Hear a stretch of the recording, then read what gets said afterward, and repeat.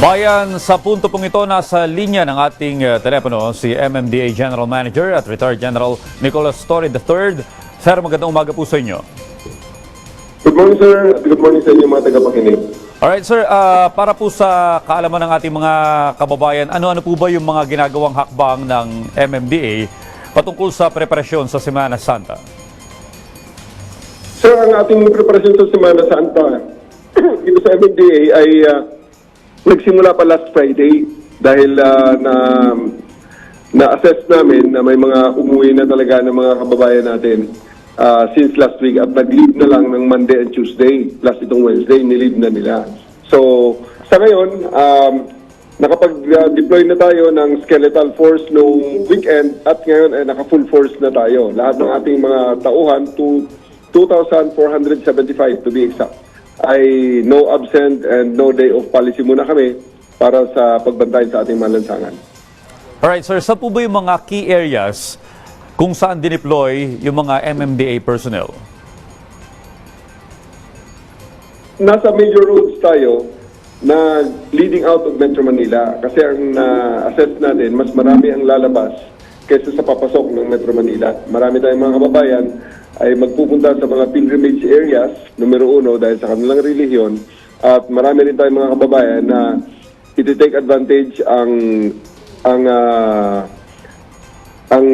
long vacation na ito para makapag-reband at makapag-reconnect sa kanilang mga pamilya, lalo na yung mga nandun sa probinsya. So, nakikita natin, marami na tayong mga kababayan ngayon na nandyan na sa mga terminals, both airports, seaports, at saka land transport natin.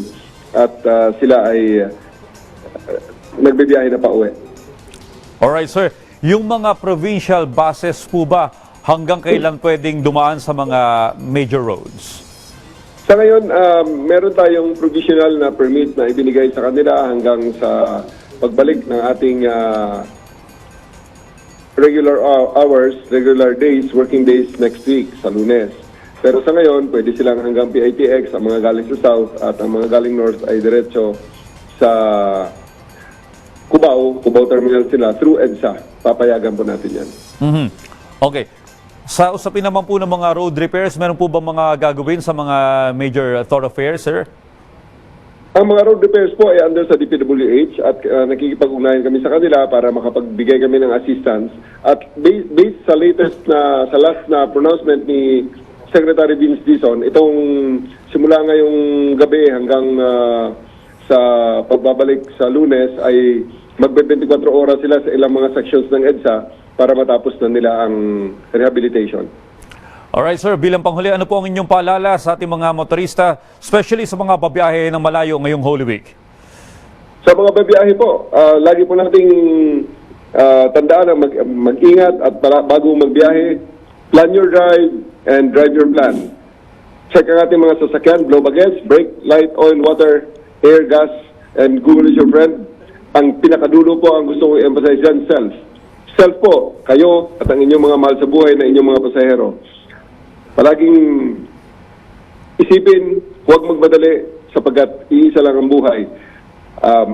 Huwag mag-drive pag pagod, pag inaantok, at lalong-lalo na pag nakainom. Kaya itong Semana Santa na to, gamitin natin sa oras ng pagnilay-nilay.